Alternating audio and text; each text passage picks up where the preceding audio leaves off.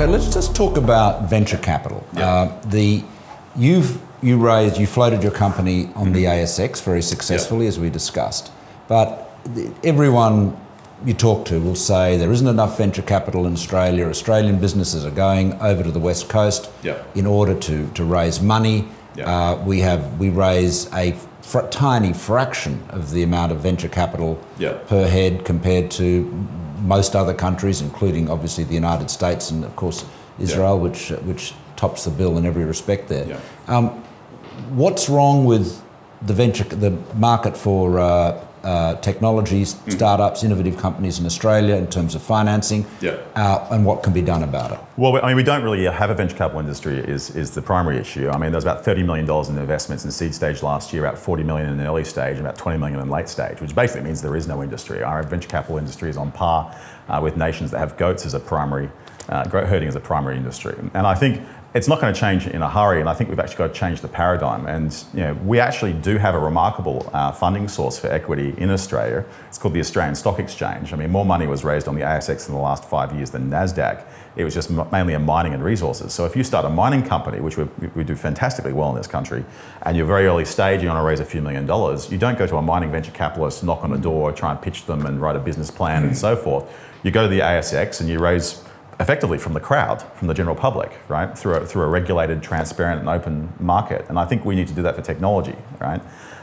So why isn't it happening? I mean, the ASX is there. I mean, I floated a company, IT company on the stock market. I floated a couple actually, but I agree with you. But oddly enough, there isn't the same amount of money available for technology on the ASX as there is for mining. I think with our float, I think it's evidence there is a large amount of money that's sitting around actually looking for somewhere to invest other than mining. We've had a spectacular IPO. I mean, the ASX I think told me it was the biggest opening ever on the ASX, and certainly being well received afterwards. No pressure. No, it's huge pressure now. All the hard work starts now. But I think a lot of it's just education and changing the paradigm in the way of thinking. I mean, it's traditionally, venture capital is the way people thought, and people haven't really been thinking about the market, particularly because we don't have examples. What about the role of government, Matt? I mean, you've been pretty critical even of the government's role in VC. A lot of people say the government should put more money in and provide, put more cash. You don't agree with that?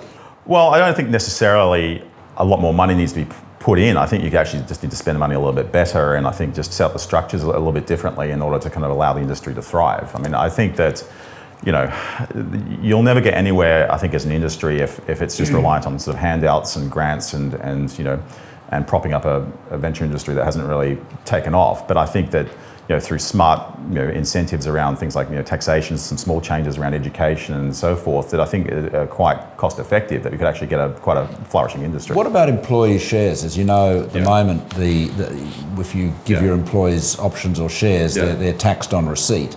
And that's been the subject of a lot of criticism as being very uncompetitive. What do you think about that? Oh, it was an absolute disaster when Gillard did that in 2009. I think I don't think it was intentional to wipe out the technology industry. I think it was just a byproduct of chasing some Macquarie bankers, and they didn't really think through what had actually happened. But it is a big problem. I mean, we went through significant costs when we went public just recently, trying to come up with a program that would actually work, and we probably still didn't get it right. So you'd welcome a change to that? Look, it's a no-brainer. It doesn't cost anything for the government because there's been no real major success stories in technology that have generated any real tax from the ESOP plans anyway. So it's really just a no-brainer.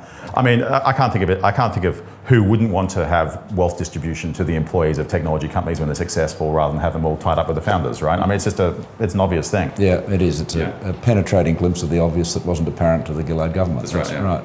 What about crowdfunding? I was talking to John Medved the other day from Our Crowd, and I've met with AngelList in San Francisco, and the Americans obviously made some legal and regulatory changes to make crowdfunding for startups much easier. There's a lot of people have argued we should do the same here. What do you think about that? Well, I mean, I think absolutely we should be doing that. I mean, we should do it in the right way. We should make sure that the equity interests of crowdfunded investors are actually taken care of. But I think that's easily solved. But I think there's a huge amount of appetite in the general public to invest in technology. Certainly, we've seen, the crowdfunding efforts of mining companies when they go to the ASX in their very early stage. There's huge appetite for speculative, early stage, risky investments in mining, and technology companies, I think, offer just as great, if not much greater returns. And certainly in a country of 22, 23 million people, we need to be investing in companies that can generate huge wealth multipliers and productivity multipliers, for the country. And so I think it's an obvious thing. I think it can be done in a way that the general public doesn't take on a huge amount of risk, but at least it allows a flourishing early stage investment environment for tech.